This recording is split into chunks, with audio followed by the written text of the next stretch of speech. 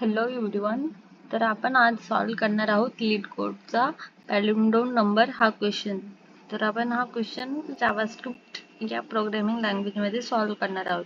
तर basically पॅलिंड्रोम number काय असतं की असा नंबर की जो लाईक आपण रिव्हर्स जरी केला आणि ओरिजिनल नंबर जर सेम असेल तर तो पॅलिंड्रोम नंबर असतो. कारण लाईक तुम्ही बघू शकता की लाईक इथे आहे 1 to 1. याला जर आपण रिव्हर्स केलं तरी पण आपल्याला 1 to 1च भेटेल. म्हणून इथे आउटपुट रिटर्न करायचे ट्रू. आणि इथे बघू शकता -1 to 1 असेल तर फॉल्स आणि 1 0 असेल तर false. Like right to left आणि लेफ्ट टू राईट दोन्ही साईडने जर रीड केलं तर सेम रिझल्ट भेटत असेल तर तो पॅलिंड्रोम नंबर असतो.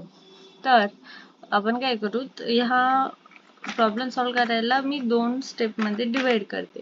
तर फर्स्टली पहिला टास्क आहे आपल्याला की दिलेला जो नंबर आहे ना त्याला फक्त आणि फक्त रिव्हर्स करायचं. हा आपला पहिला टास्क आहे, reverse the given number. And then second task आहे आपला compare the given number and reverse number. तर बघूया आपण reverse number like R reverse number is equal to x.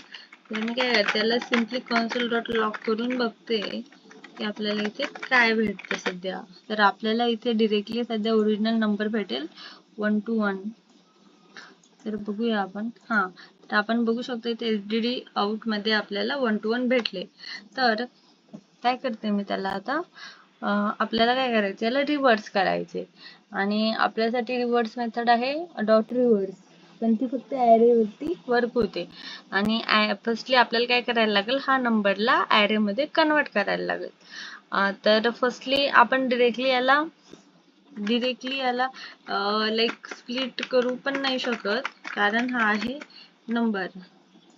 Firstly आपल्याला याला स्ट्रिंग मध्ये कन्वर्ट करायला लागेल.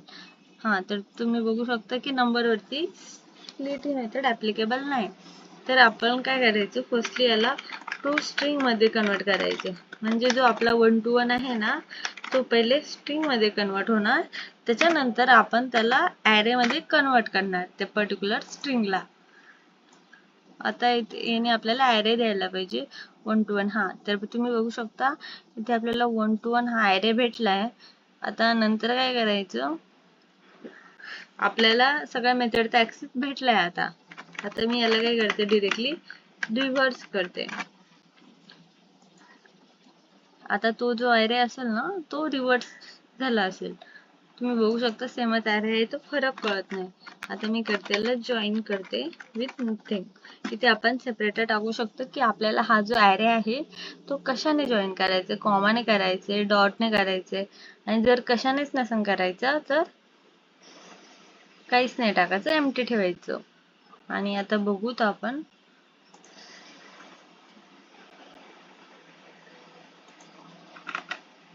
देन फक्त इथे कम्पेअर करायचे. रिटर्न एक्स हा आहे आपला ओरिजिनल नंबर आणि हा आहे रिव्हर्स नंबर.